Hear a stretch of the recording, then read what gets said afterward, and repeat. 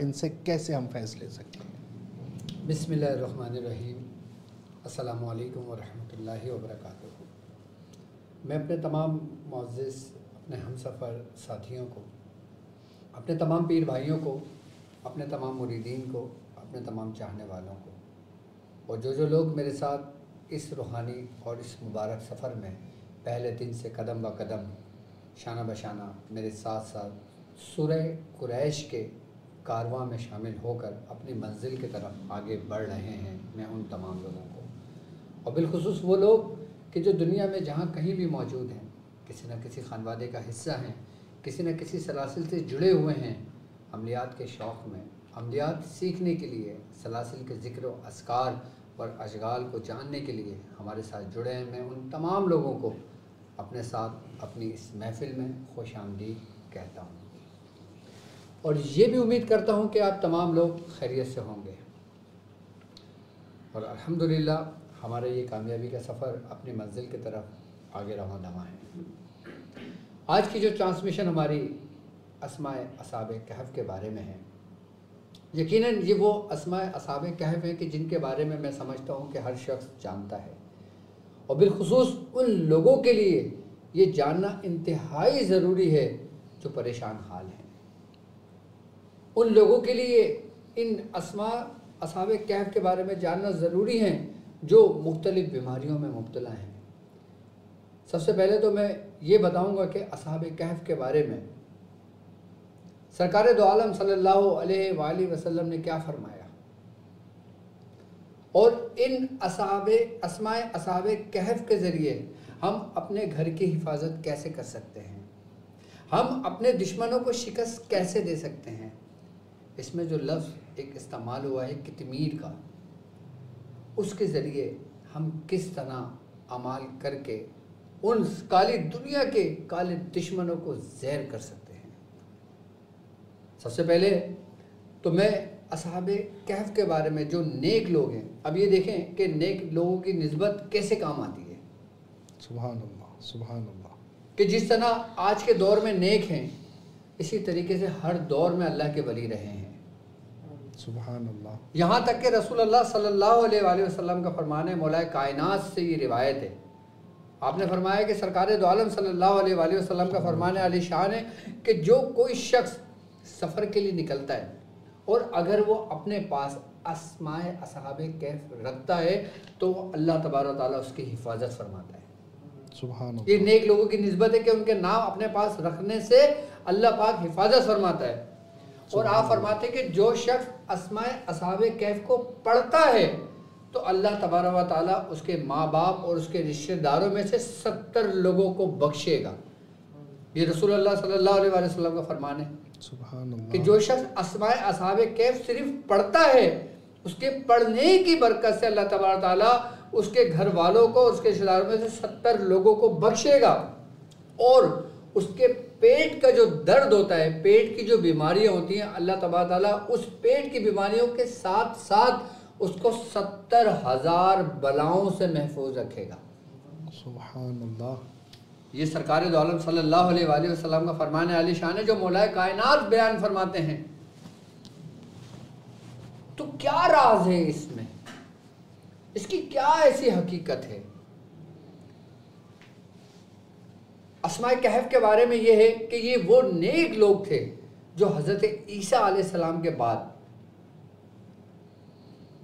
जब बादशाह दकियानूस की हुकूमत थी, जब बादशाह दकियानूस ने इन लोगों को अपने दीन की दावत दी तो इन्होंने उस दीन को इनकार कर दिया और फिर वहाँ से जब बादशाह ने इन पर तशद्दुद किया तो ये वहाँ से निकल गए। अब जब ये वहाँ से निकले तो इनको रास्ते में एक चरवाहा मिला, जो बकरियाँ चराते ना, एक वो शख्स मिला जो चरवाहा था और एक कुत्ता इनको रास्ते से मिला। तो लोगों ने कहा कि इस कुत्ते को हम अपने साथ लेके जा रहे हैं और अगर ये भौंकता है तो ऐसा ना हो कि इसकी आवाज़ से बादशाह के लोग हमें ढूंढ लें। तो गोया वो कतमीर जिसका नाम था, वो कुत्ता जो था, उसको वो अपने साथ लेके गार में चले गए और एक गार में छुप गए। जब बादशाह दकियानूस को पता चला कि वो फला गार में मौजूद हैं तो फिर बादशाह वहाँ पर आया, उसने अपने हवारियों को भेजा और एक ऐसे शख्स को कहा कि इसको दीवार उठा के बंद कर दो ताकि इनकी मौत वहीं वाक़ हो जाए।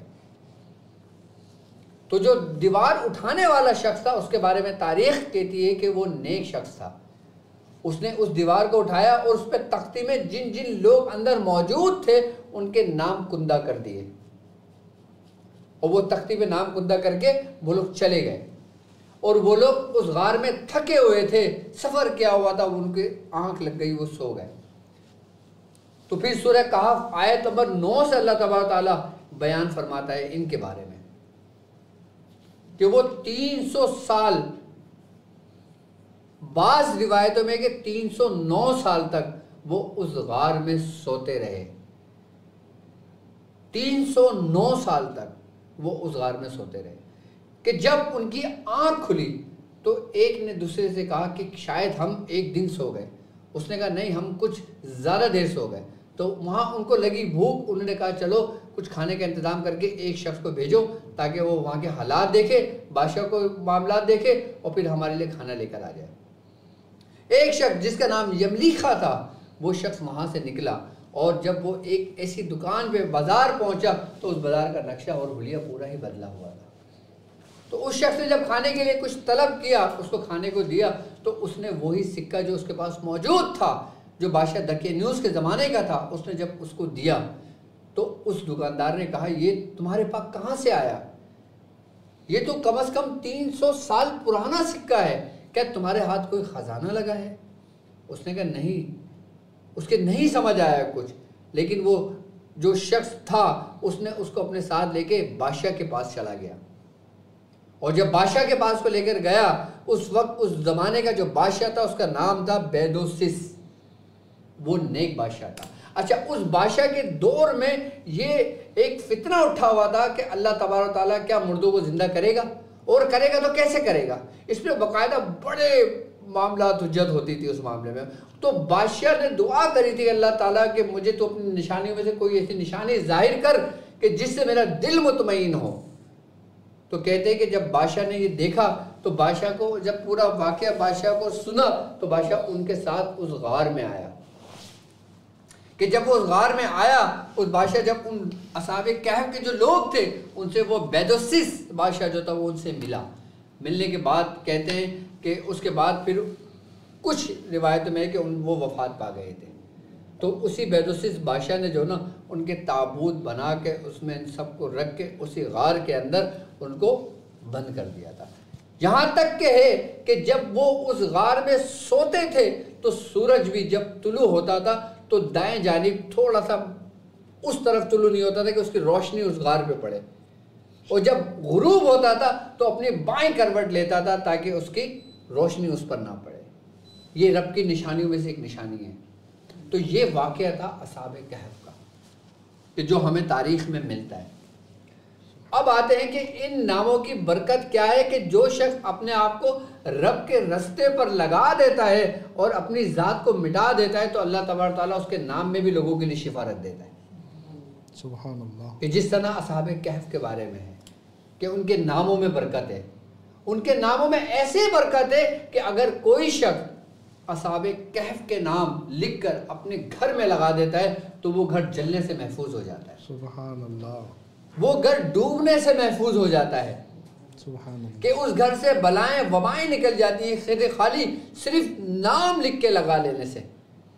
लेकिन इस नाम लिखने की एक तरतीब है। अच्छा, इसके नामों में भी बड़ा इख्तलाफ पाया जाता है। हमें इख्तलाफ में नहीं पढ़ना। हर तफसीर में बुजुर्गों ने अपने अपने जो उनको तालीम किए गए उन्होंने वो नाम लिखे गए, लेकिन हमारे बुजुर्गों ने जो हमें नाम तालीम किए गए वो नाम हमने उसी पे रियाजत की, उसी पे हमारे खानवादे सलासिल में मेहनत हुई, रियाजत हुई और उन्हीं नामों को आगे लोगों को दिया।